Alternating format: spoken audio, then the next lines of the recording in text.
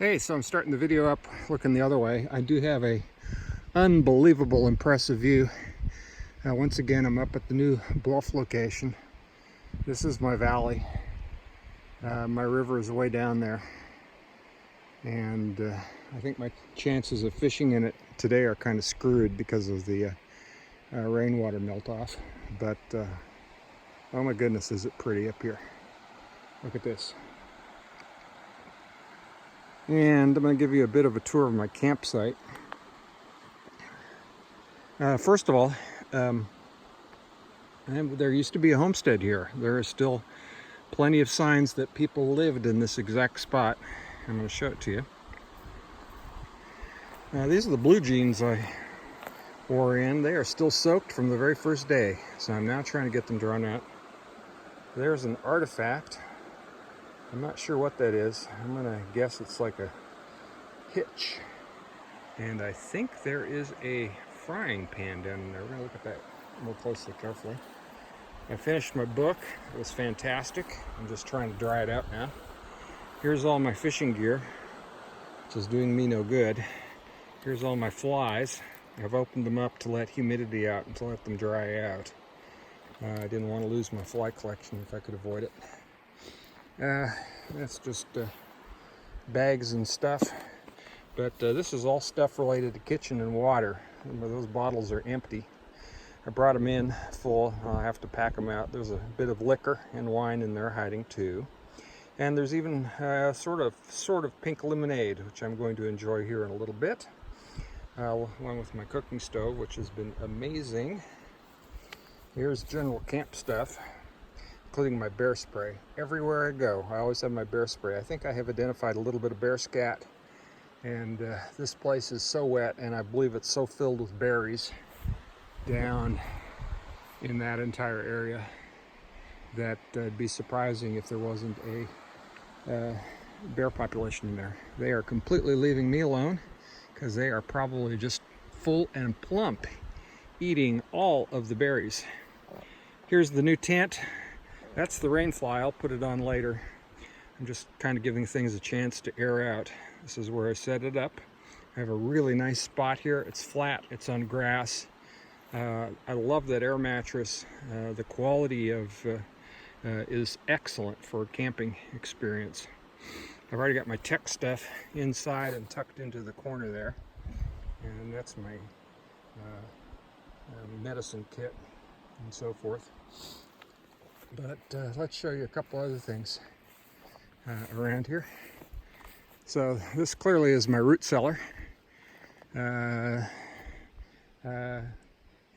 pretty cool historical artifact. I'm just using it to dry off a couple more things, including my pack and another shirt. And you can kind of see the outlines. Probably there was a building in this area at one time, a cabin, who knows. Place is just ripe with grasshoppers. But check this out.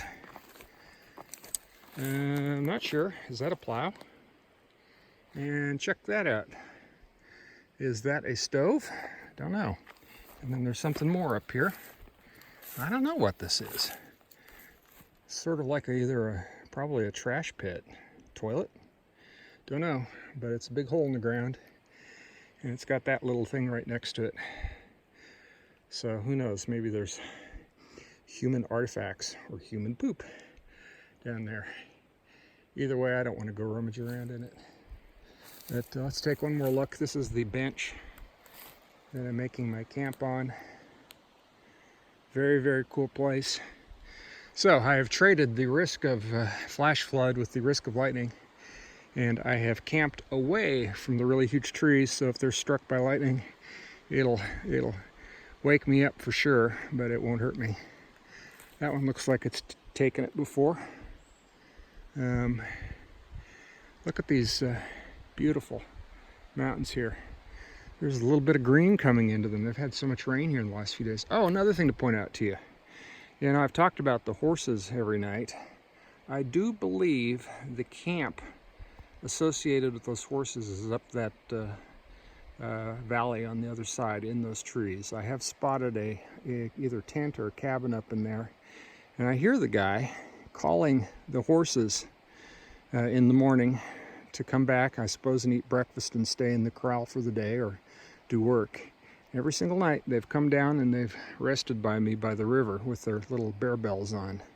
I won't have that tonight. I'm far away. Maybe I'll still be able to hear the bells. The other thing is, with the river up, I'm wondering if he lets them out, because crossing that river with that water rising for those horses is probably dangerous.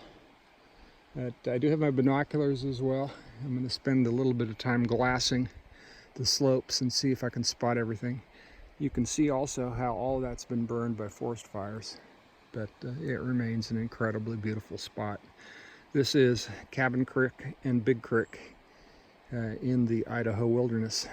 Oh, I did see 2 hikers yesterday headed downstream, and I saw 2 more hikers today heading upstream, and a plane did come in this morning. It may have dropped them off.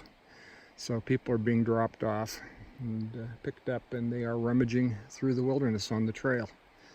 You can think that is the trail. You can see it cutting through, and it goes right by my campsite here. And not more than about a half a mile in that direction, there's a ranger station. So I may be in the wilderness, but humanity does touch it frequently. Okay, that is the Monday report. James out.